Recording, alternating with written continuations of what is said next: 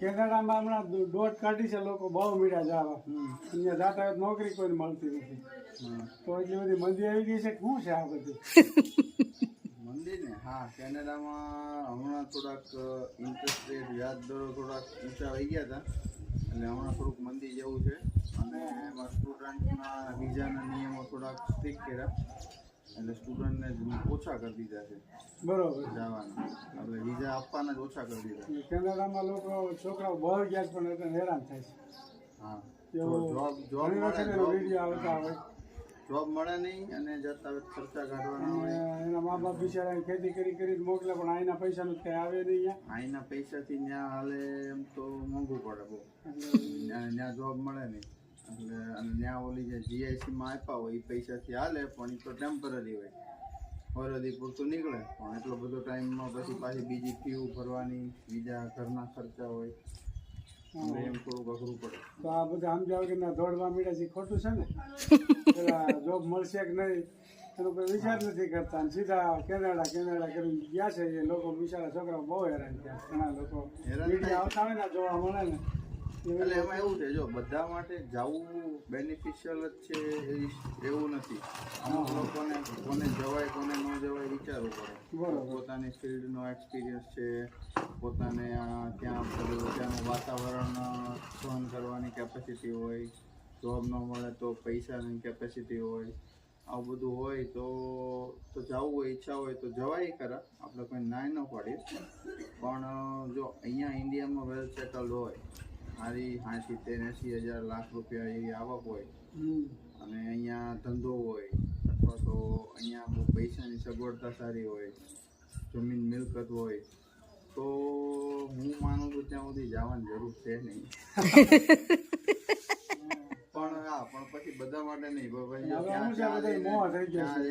સૌરાષ્ટ્રમાં રહેતા સુરત અમદાવાદ જવા મીડા, સુરત અમદાવાદ વાળા અમેરિકા વાળા ક્યાં જાય છે કઈ ખબર નથી. હવે ચાંદા ઉપર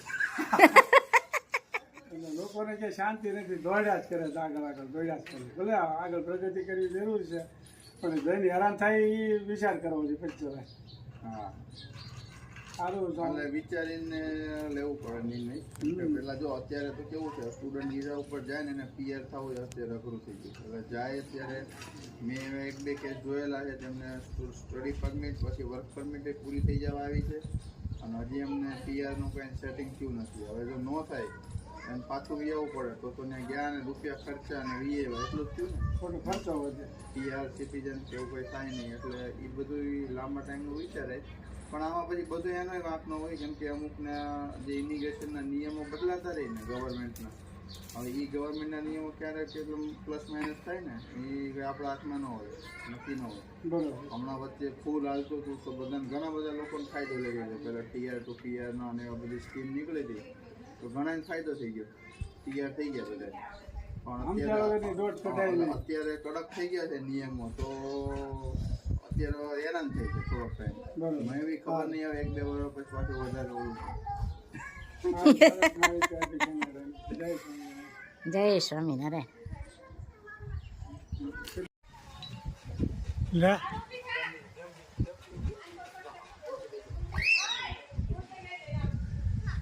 તેજસ મીડિયો છે ઠેકડા મારવા પલંગ ઉપર. તેજસ શું કરશો તું? લે લે લે લે લે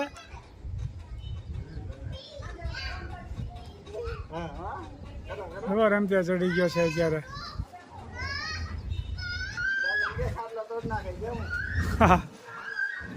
હે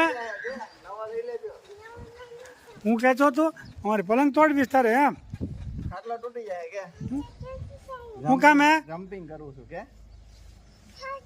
હા નહીં હું કામ તૂટી જાય ચાલુ કર દાદાને કે નવો લઈ દેજો. હા મજા આવે છે કે બહુ મજા આવે છે. ઠેકડા મારતો ન કરે પાટી તોડી નાખે એવા મારા ખાટલાની. સોરી કે તો વાંધો બે જાઓ બસ જ્યાં ઓલા પર દીદી ભાઈ રમવા જવું છે.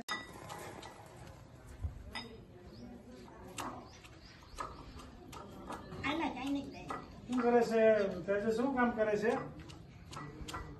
ચટણી ખાંડો રસોડું તો તૈયાર કરે છે બપોરે જમવા માટે. ચટણી મેળ્યો ખાંડવા, પછી હવે શાક બનાવશે. સરસ તું બનાવશે ને બધું જમવાનું? હવે નવું નાખું ખાંડ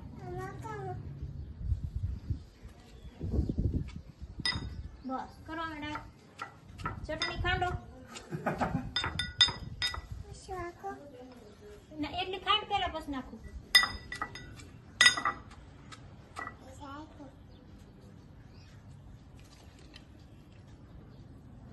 લ્યો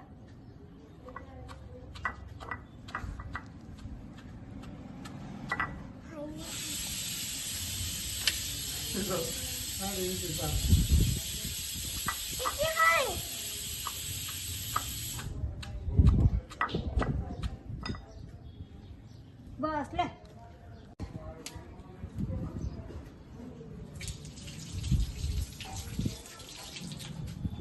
ખા તો મોટું થવાનું.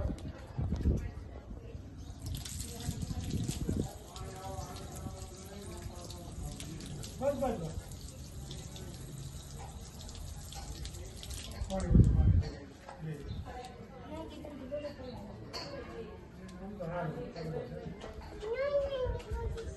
કેમ લાગી પલાળી હવે મોદી પાછા બગડશે હવે નથી કરું પાછા બગડશે જય સ્વામિનારાયણ. મિત્રો, કાલે દુર્ઘટના એવી અમદાવાદમાં બની કે 170 લોકો જેટલા મૃત્યુ હજી થઈ ગયા. પ્લેન ક્રેશ થયું અમદાવાદમાં અને રેસિડેન્ટ ઉપર જ પડ્યું કે ડૉક્ટરો જ્યાં રહેતા હતા એની માથે બિલ્ડિંગ તૂટી પડી અને વિમાન હળગ્યું. ખૂબ મોટી દુઃખદ ઘટના બની છે. એમાં વિજયભાઈ રૂપાણી આપણા મુખ્યમંત્રી, પૂર્વ મુખ્યમંત્રી પણ હતા. ખૂબ દુઃખની વાત કહેવાય અને લોકોનું મૃત્યુ થઈ ગયું. આવું ક્યારેય ન આવી ઘટના બને એવી સ્વામિનારાયણ ભગવાનને પ્રાર્થના. જે મૃત્યુ પામ્યા છે એના આત્માને સ્વામિનારાયણ ભગવાન શાંતિ આપે અને આવું ક્યારેય દુર્ઘટના ન બને એવી સ્વામિનારાયણ ભગવાનને પ્રાર્થના. જય સ્વામિનારાયણ. હંસલો ચાલ્યો જવાનો એકલો રે, સાથે આવશે પુણ્ય ને પાપ. હંસલો ચાલ્યો જવાનો એકલો રે, જેટલો ભજનમાં વખત વિતાવ્યો રે, એટલો સોપડે જમા થાય. હંસલો ચાલ્યો જવાનો એકલો રે, સગા બાલા મળ્યા તને સ્વાર્થ ના રે, 12મે દાડે લાડવા ખાય. હંસલો ચાલ્યો જવાનો એકલો રે, માસ સમાસ રે વિતાવ્યા રે, વેસણી મિલગત પૂરી થાય. હંસલો ચાલ્યો જવાનો એકલો રે, ભક્તો પાલગ બન્યા છે તારા પ્રેમ મારે, પાલગ પણામાં ગુણ લાગાય. હંસલો ચાલ્યો જવાનો એકલો રે. જય શ્રી. ખૂબ સરસ મજાનું કીર્તન ગાયું. આ શરીરમાં જીવ છે એ હાલ્યો જવાનો છે, પાપ પુણ્ય ભેગા આવશે. એટલે મિત્રો, મનુષ્યના અવતારમાં જ આ બધું પાપ પુણ્ય જે કાંઈ થાય છે પણ પુણ્યનું ભાતું બાંધી લ્યો તો આ જન્મ મરણના ફેરા ટળી જાય. એક એક કડી જીવનમાં ઉતારવા જેવી છે. ખૂબ સરસ મજાનું કીર્તન ગાયું મારા ભાઈએ. જય સ્વામિનારાયણ. જય